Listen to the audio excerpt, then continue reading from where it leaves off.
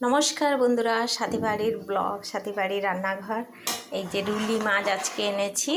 আমাদের তো এদিকে মানে সমুদ্রটা কাছে, আর রুলি মাছের মানে ভালো করে টক করছি। আর এই যে বানিয়ে নিয়ে এসেছি, একে ঝাল দেওয়া করব।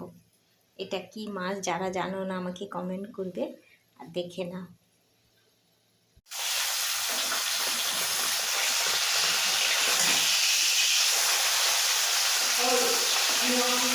এতেই ভেজে নিলাম।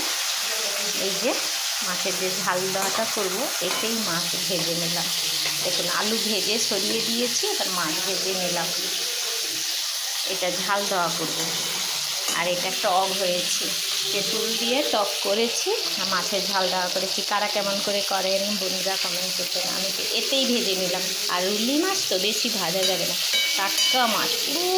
আজকে মানে কাঁথি সুপার মার্কেটে গিয়ে দেখলাম বেশ টাটকা মাছ, তাই নিয়ে চলে এলাম ঝটপট করে। আজকে রুলি মাছের একটু টমেটো দিয়ে আরও করে ফেললাম রুলি মাছ।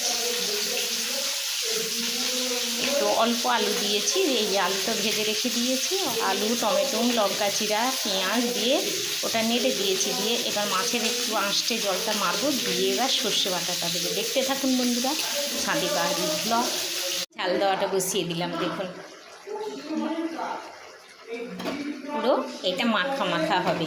এই যে দেখেছেন, এই যে রুলি মাছ দিয়ে ঝাল দেওয়া বসিয়ে দিয়েছি।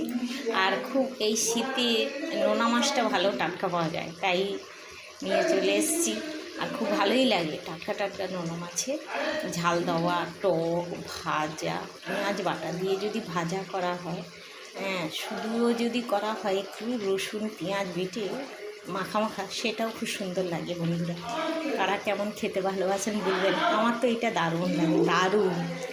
আর তার সাথে টক, তার সাথে আলু মাখা, ভালো লাগে না বন্ধুরা। করেছি এটা মাছের ঝাল দেওয়া করেছি। এটা